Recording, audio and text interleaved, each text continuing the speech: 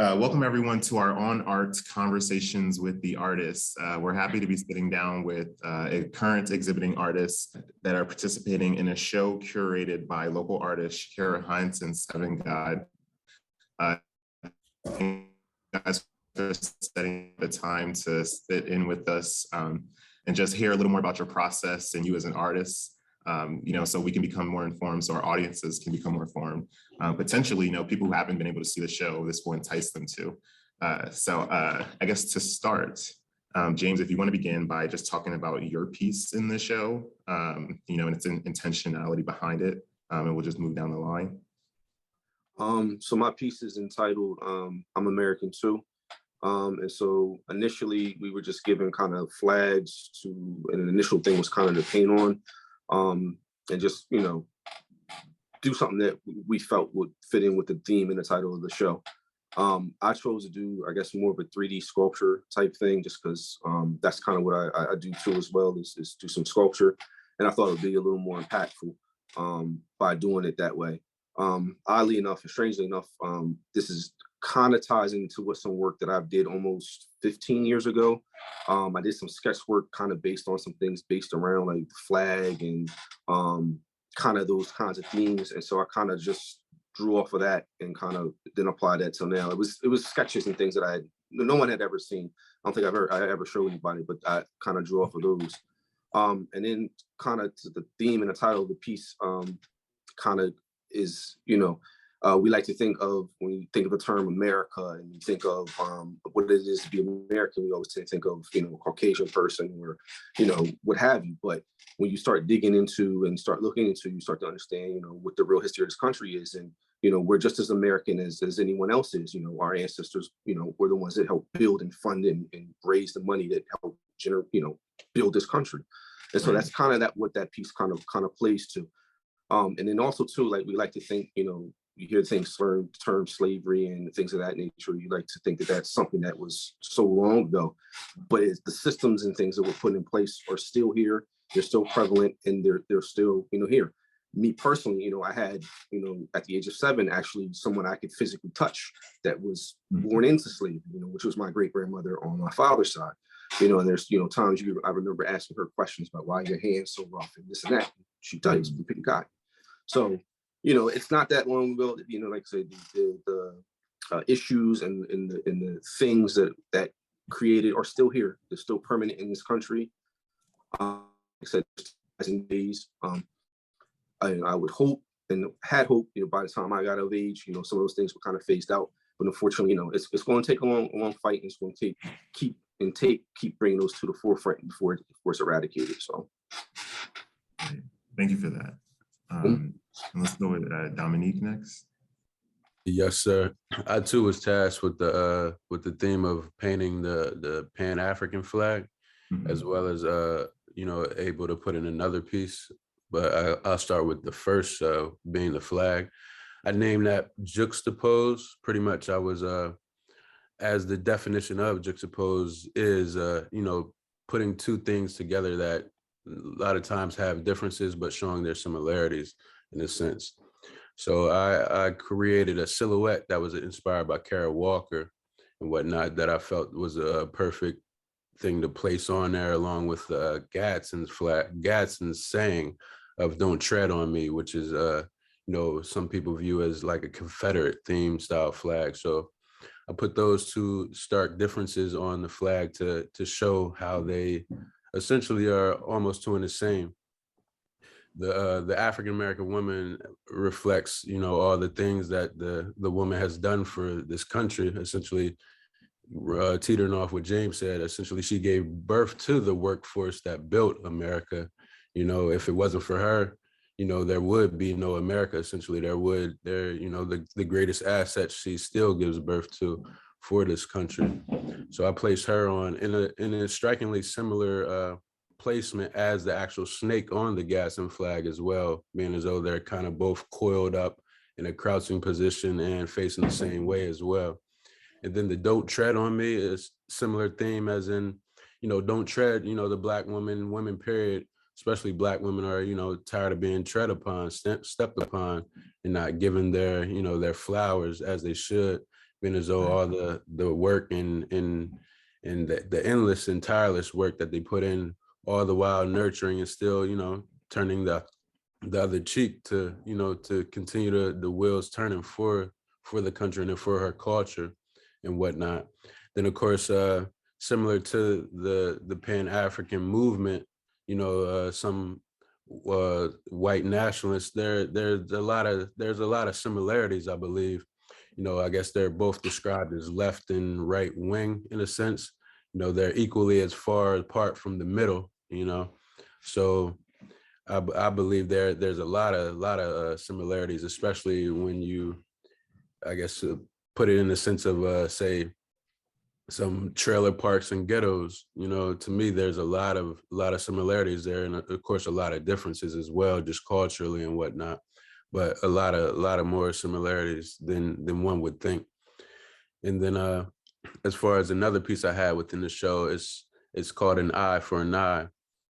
And that was created with the theme of you know, what is something that I could create that would essentially almost be unpublished in a sense, you know, something that, you know, I'll be honest with myself, that I think about all the time, that I don't necessarily pray about, but almost wish that someone could go through what our people went through so they could truly empathize rather than just empathizing on the surface of things, you know, and just saying, yeah, I you know, I understand, when I truly don't think one may ever understand unless they actually went through it. You know, I essentially don't almost understand, but of course, culturally it's in my DNA. So I have a sense of understanding and whatnot. So the book, like I said, it was essentially created with the thought of never being published and whatnot, and almost being burnt. It's pretty much a burned book and whatnot. So it's like, if you know, if another culture, if the white culture saw it, they back in the day, it was written back in the day and upon the times of slavery and whatnot.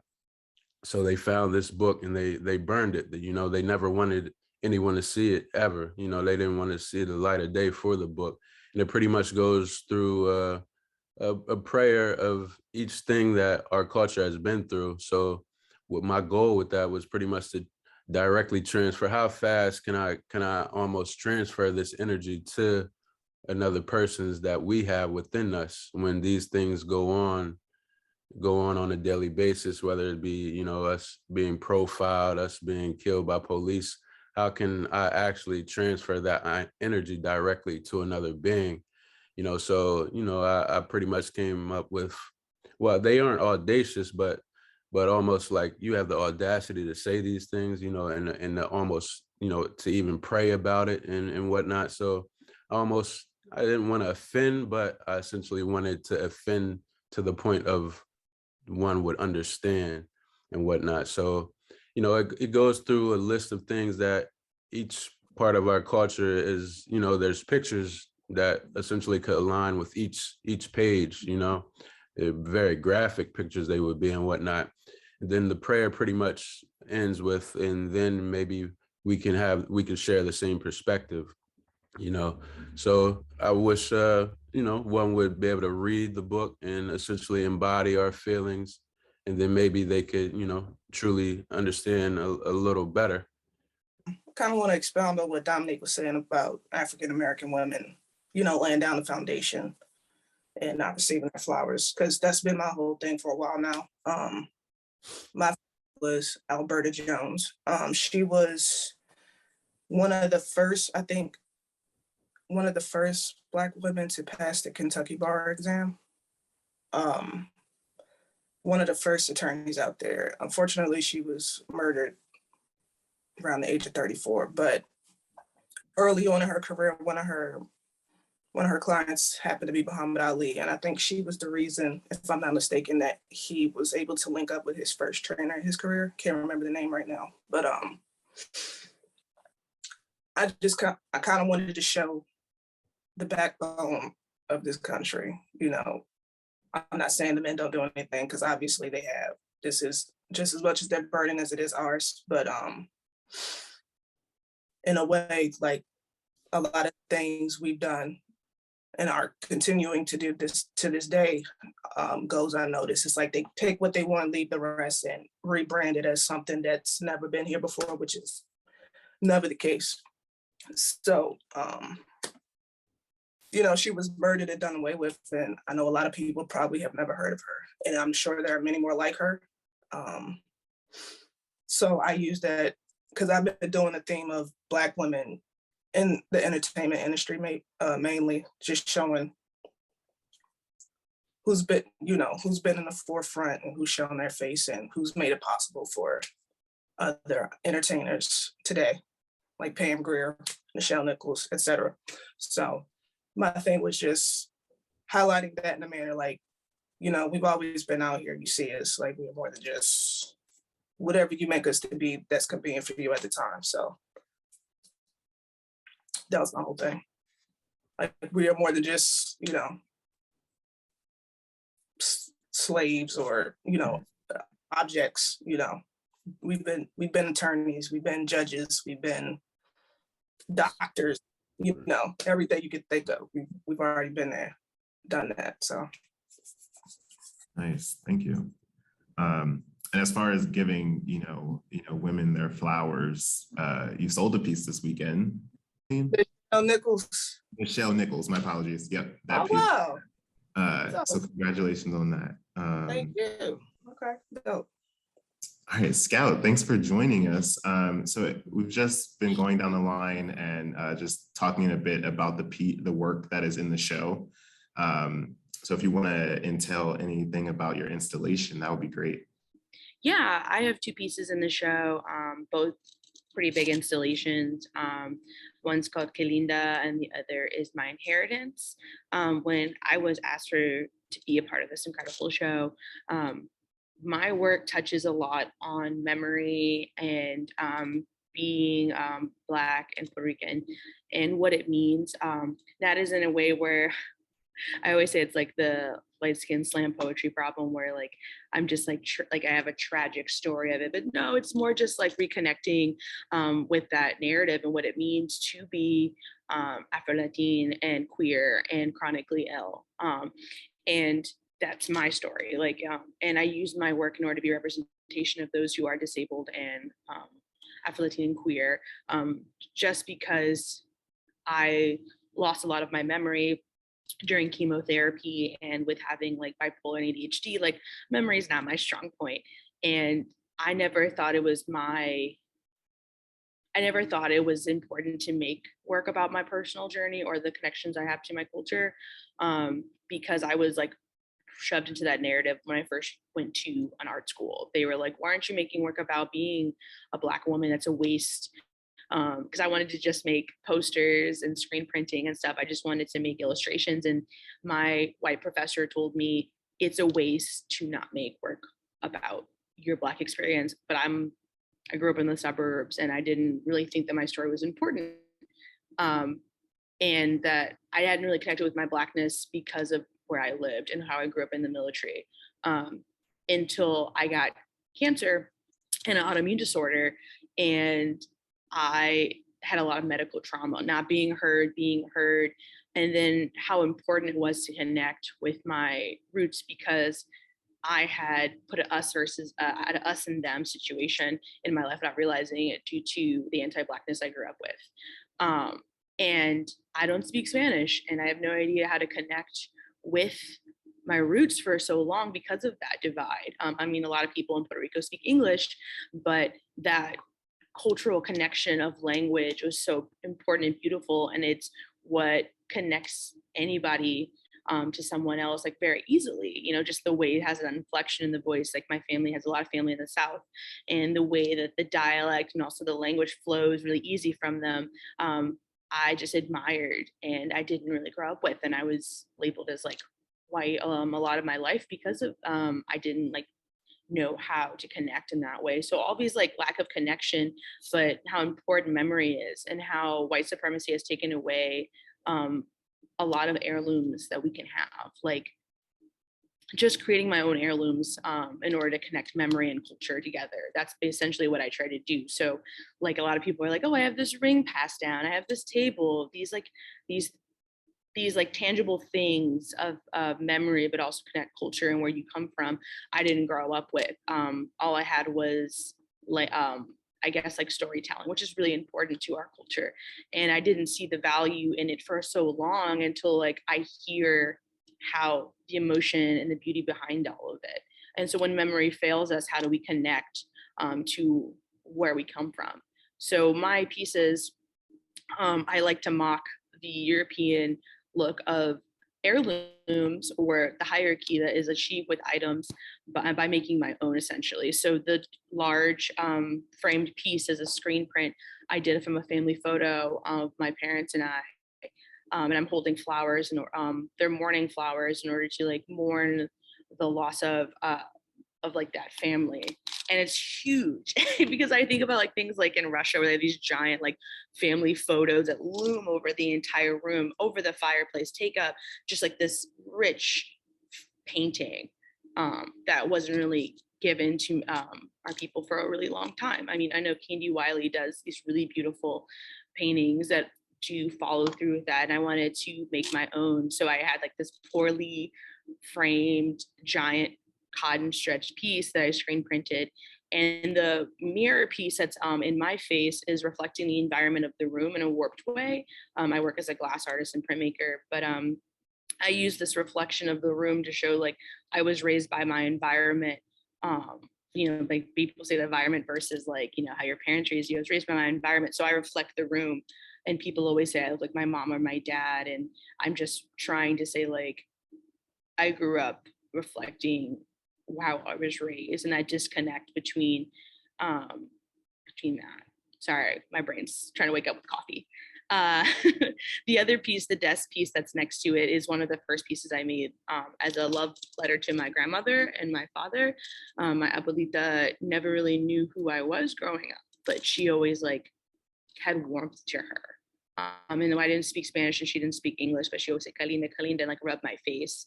And the first thing we ever made was lasagna with peas, green peas, which was kind of threw me off growing up. I was like, what is going on here? But it was the first grandmotherly like thing that I ever made with her. So that recipe is in Spanish behind that glass casted book, but you can't really read it. It's just a memory, a physical memory that isn't really readable, even if you investigate it very closely. And then the two pictures on the desk are of my father and me dancing, and my grandmother and me dancing, and the faces are kind of scratched or blurred out. And just because, just like talking about me losing my memory, my father having memory loss, and my grandmother never knowing who he was, but this installation that is like a space in my mind and my father's mind. The letters that are scattered all over the floor, my dad writing letters to my grandmother if she could talk to him and know who he is. Because I feel like my dad's frustration with not being able to connect with his mother really took a toll on him, and still takes a toll on him now that she is recently passed. And just kind of like the connection we all have with the lack of memory, but just that her presence is still there. So that's the kind of work I do. And I use glass as basically a vehicle, the strength, the glass transparency, and the glass reflective nature in glass, and also printmaking to just tie all those together. But yeah, I like to go big or go home with my pieces because I want people to feel like they've stepped into parts of memories, or are basically seeing these like European-esque heirlooms in our way. So that, and the joy that's in there, but also like the pain in that as well. Wow, thank you, Scout. So many things have like popped up. You threw out storytelling and kind of like memories being fogged. And so this guides me to my next question, which is really for everyone. Keeping in mind that, the Black experience or the melanated voice has been altered, misconstrued, and there's many words to describe it over the years, right? How do you see your work re-educating audiences on melanated people, on the melanated voice? I just think it's again, I think it goes back to the title, just, I'm American too. Like I said, we think of America, we don't tend to think of our ancestors, or they're not thought of, and things like that. So it's just, to me, it's kind of bringing that to the front again. Like, yeah, we help, if not more so, build what's here. Also kind of piggybacking on what some others have said about it, it's as female being female or more feminine is the same thing, because, our women were the backbones, they were the strength. You know, the men, yes, we had to work and yes, we dealt with things, but think about how females are always treated as second-class citizens. So on top of them being Black, they were also second-class citizens as well. So I just wanted, you know, just to kind of show that strength in that. And you know, even with my piece, it's still being able, like, she's holding her head up. Like, she's not looking down. She's not, you know, self-defeated. She's still, through everything and through all, she's still, you know, showing that strength. So I think that's kind of how my piece communicated with, you know, with what's going on now. You said strength because, sorry, I'm glad you said strength, James, because, you know, you turned a loose flag into a solid sculpture in itself. So not only did you turn the material into like a solid foundation, but it speaks through. So, Erica? I would just say putting, you know, faces to history and putting names to those faces, you know. I think the way I execute the portraits and stuff will kind of draw you in anyway. So if you're feeling, you know, drawn to it, you know, you might be more inclined to go look at what these women have done in history. You know, they gave us representation. You know, they walked so we could run. You know, that sort of thing. They were taking those menial roles, and some of them refused to. You might not see them in as much, but they did it. So that was my whole thing. Like, we do have positive experiences also in midst of the discrimination and amongst other things we've dealt with. And I'm glad you left you have the titles as those figures' names, right? Which puts emphasis on, you know, look this person up. Yeah, check them out. Yeah. You've seen them before probably, but don't know their names. So now you know. Right. Go look them up. That's it. Beautiful, beautiful. Dominique? Yeah. Well, for an eye, I would just say that it's being brutally honest, you know, being transparent with our thoughts, you know. I know as a African-American culture, a lot of times our ancestors had told us if it isn't good, don't say it, you know, but I think it's better to be brutally honest than to, you know, lie to ourselves a lot of times. So that piece in regards to the eye for an eye is essentially being honest with, you know, myself, and I know others and whatnot. And then for juxtapose, it's showing the similarities essentially that we have as within our just human struggle, you know, whether, you know, whatever you want to call it, the left and the right, you know, they, you know, all these terms and whatnot are divisive at the end of the day to kind of, you know, to keep us separated essentially. But essentially we are all still human. We all still have a lot of the same struggles and whatnot. So that piece was to show our similarities while also giving light to the Black woman, the one essentially a savior of sorts, savior to America. Like, she didn't just give birth. When I say workforce, like Erica said, it's not just slaves. We're talking scientists, the George Washington Carvers that actually saved the South and whatnot, the architects that built, you know, Washington, D.C. So, you know, it's just giving light to shedding light on what needs to be shed, and just, you know, being honest. So I think I have one final question, which is kind of about the takeaway piece. And you guys all kind of touched about this in those other questions, but if anyone wants to, you know, touch upon this more closely, what do you want the community of Wilmington or Delaware in general to take away from, you know, the experience to be had in the exhibition? And it's kind of, yep. I guess I just say more like the conversation continues to need to be had. It's going to continue to be had. It's not going to go anywhere until the issues and the system itself changes. We're not going anywhere. Our kids aren't going anywhere. Our ancestors haven't gone anywhere. It's going to continue until things change. So my thing is kind of, you know, you're going to have to get used to that. You're going to have to get used to hearing it. So either you're on the one side or you're on the other, but you're going to have to get used to hearing it. We want what's fair, we want what's right, and we want, you know, like our kids to grow up and have the same thing that everybody else's kids have, and we want our, you know, our people to grow up and have the same thing everybody else has. that's promised to us and was told to us that we were going to get in this country, and we haven't yet to receive it. So I just want to know, like, that conversation is going to continue, and whether you like it or not, we're not going anywhere. Beautifully said.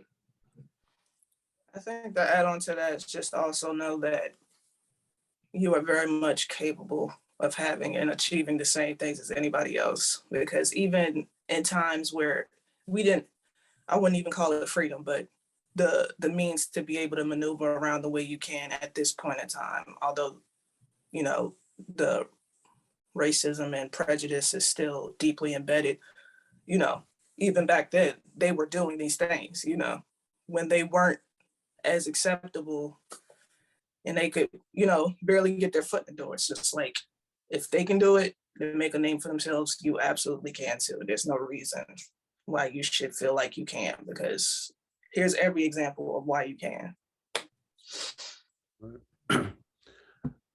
I would say for me, what I want them to walk away with at the end of the day, you know, kind of conversations and education at the end of the day. You know, each piece, I believe, would, you know, cause some sort of conversation, whether it's within our own minds or to another being. You know, I think conversations lead to healing and understanding. So, you know, that will, you know, with that would take place. And of course, just being educated on our the different pieces and whatnot, you know, the different figures that are within our pieces, you know, and just expounding on our minds and continuing to build curiosity to learn more and whatnot. And just, like you said, like Erica said, kind of walking away with a belief in ourselves that, okay, we could keep this march going. I have a, you know, even more sense of pride and whatnot. And let's keep it rolling up. Nice. I also want to say, like, this, I want people to take away from this is that, like, we should be represented more in galleries, in artistic spaces. I think that this shouldn't just be a moment or just like a one-off for galleries, especially bigger ones. Like, our work deserves to be all over the world. It deserves to be in these spaces that are predominant, these institutional spaces that are predominantly white. And also our narrative is more than, like Eric was saying, like slavery. Like, our work can be beautiful and loving and warm, and also like shed light on like the different layers we have. Like, it shouldn't just be a moment, like just a one time. It should just be February. Like, our work deserves to be everywhere, and it's powerful and it's strong as anyone else's. And these the world of art is founded on white supremacy and like these classical quote unquote master artists, and that we're breaking that mold. And if you want us and our work and you want diversity in these fields, you need to employ us, you need to show our work, and you need to not micromanage that, because we deserve that space in that room, and our voices need to be heard, and not just for diversity moments. It should be every day, all year round. No, Scout, I'm really glad you ended with that, because that kind of guides me to, you know, the wrap up of this and kind of a statement. You know, I'm curator, and then, you know, on behalf of the institution, continuing to provide opportunities and platforms such as this gallery, but, you know, not for a one-off, but continuously, right? Folding it into standard programming and standard, you know, guidelines, right? It should not be like a single one-off program. So thank you for shining light on that. And, you know, as an institution, we're continuously looking for ways to how we can increase our efforts and continuing them. So thank you all for jumping on this Zoom. And for those that end up watching at home, this airs April 1st, I believe. So you still, no, April 13th, and you still have a week or so to see the show. And then you know, these are local, if not in Wilmington, definitely local to Wilmington artists. So definitely support. Do you guys have any last comments that you want to put out before we close? Thank you for your hard work Thank and you. representing us. Yeah. That's really important. Well, appreciate the opportunity. Thank you. I want to shout out Seven God and Shakira, because they did an amazing job curating the entire thing. And just to be a part of it was an honor. So thank you, and shout out